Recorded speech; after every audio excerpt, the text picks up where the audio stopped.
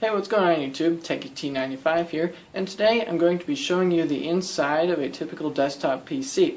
I'll be going over each component and giving you a brief description on what each component does. So without further ado, let's open it up.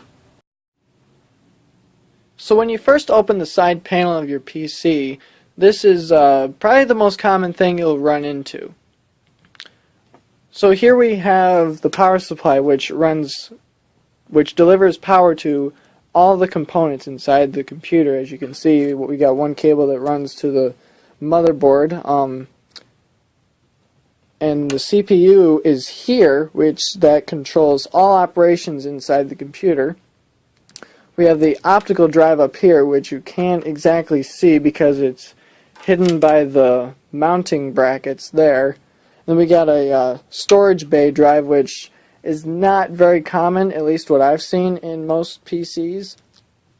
And then here we have a secondary optical drive, which, in case you aren't familiar with the optical drive term, it basically means that you can read CDs, DVDs, sometimes Blu-rays, stuff like that.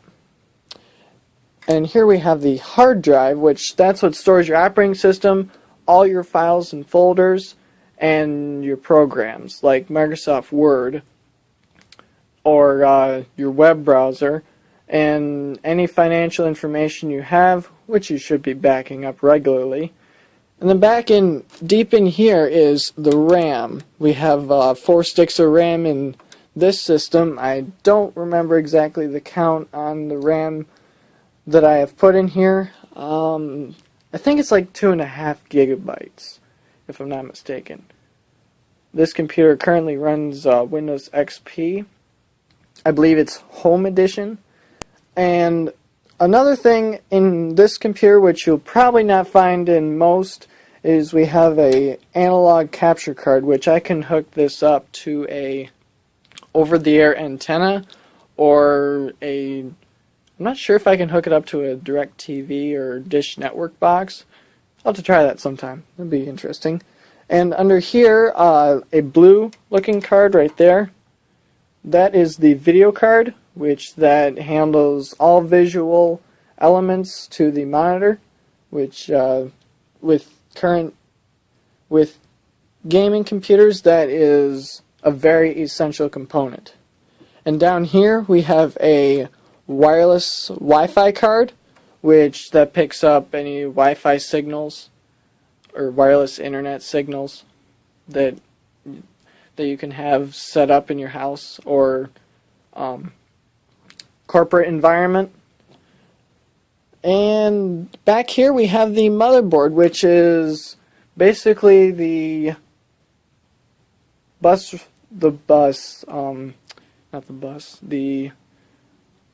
all the pathways to every little. If you look on the back of the motherboard, you'll see a bunch of tracks. All those tracks, you can think of the tracks as different stops on a bus route.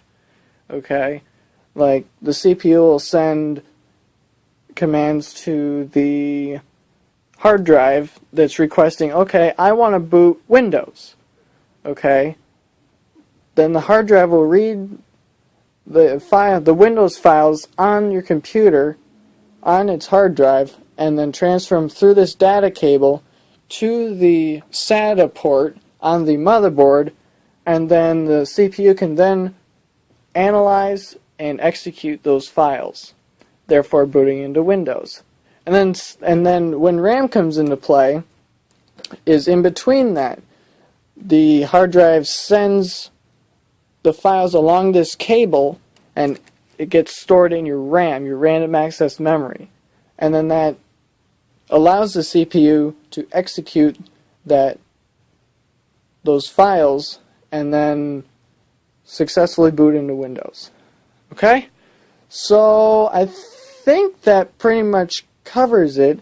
If you're curious on what this is, these are additional USB ports that go on the back, And if you're curious, and again, this cable over here, that's two additional USB ports on the front. Now, I agree it's kind of inconvenient to where they're on the bottom, but hey, it works. And then this cable right here, it goes to a multi-card reader for cameras, like picture cards, SD, micro SD, compact flash. I know, old, right? And yeah, these are IDE cables. They are an older method of data transfer. I currently only use these for optical drives because I do not have any SATA optical drives at the moment. But yeah, other than that, this is that's your typical PC case. So that is what is typically inside an average consumer's case. If you liked the video, give it a thumbs up. If you disliked the video, please leave a comment down below explaining why you didn't like it. And don't forget to subscribe to be immediately notified of any of my future videos. And as always, thanks for watching.